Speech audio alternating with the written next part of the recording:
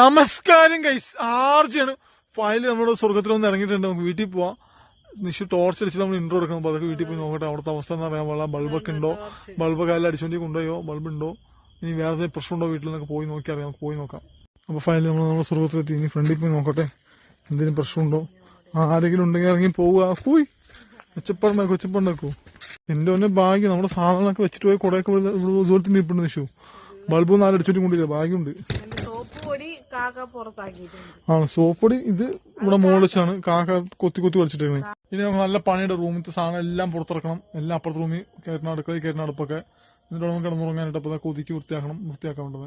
മിഷെല്ലാം അടിച്ച് വൃത്തിയാക്കണം. എന്നിട്ട് നമുക്ക് അടുപ്പൊക്കെ എടുത്ത് വെച്ചിട്ട് കിടന്നുറങ്ങാനായിട്ട് നമ്മൾ അടിച്ചു വൃത്തിയാക്കി ഒതുക്കിയിട്ടാണ് പോയത്. പിന്നെ പൊടിയുണ്ട് അവിടെ പോകും, അവിടെ ഒന്നുകൂടി അടിച്ചു വൃത്തിയാക്കണം. വീടാകും അടിച്ചു വൃത്തിയാക്കിയിട്ടുണ്ട്. കിടക്കാനുള്ള ബെഡൊക്കെ അടിച്ചു വൃത്തിയാക്കി സെറ്റ് ആക്കിയിട്ടുണ്ട്.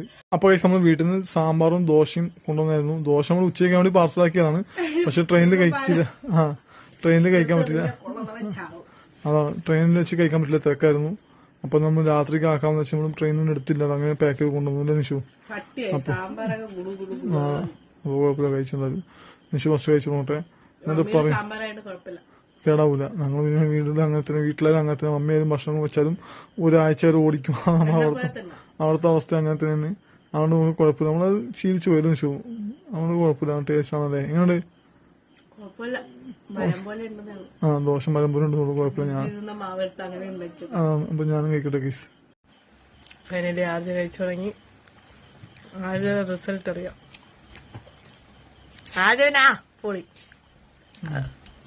പക്ഷെ ചമ്മന്തി അതിന് വിഷമം നിൽക്കുന്നുണ്ട്. കാരണം എനിക്ക് ദോശക്ക് സാമ്പാർ മാത്രം പോലെ ചമ്മന്തി നിർബന്ധമാണ്.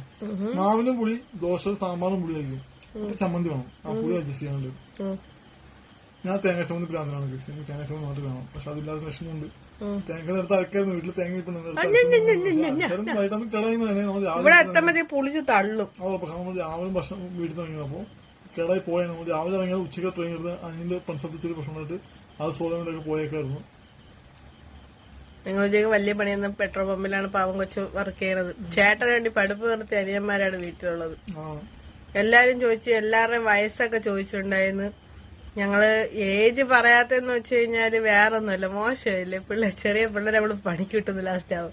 പിള്ളേരൊക്കെ വലിയ ശരീരം ഉണ്ടെങ്കിലും എല്ലാരും ചെറിയ ആൾക്കാരാണ്. അതുപോലെ നാളെ രാത്രി 8 മണി യൂട്യൂബ് ലൈവ് എല്ലാവരും മസ്റ്റായിട്ട് ലൈവ് ജോയിൻ ചെയ്യാൻ. ലിങ്ക് രണ്ടാളും ഇൻസ്റ്റയുടെ സ്റ്റോറിൽ ഓൾറെഡി ഇട്ടിട്ടുണ്ട്, ഇപ്പൊ തന്നെ ഇട്ടിട്ടുണ്ട്. അപ്പൊ നാളെ രാത്രി എല്ലാരും കേറി വാ മക്കളെ, കേറി വാ. നാളെ രാത്രി 8 മണിക്ക് യൂട്യൂബ് ലൈവിൽ മറക്കാതെ വരാൻ ശ്രമിക്കണം.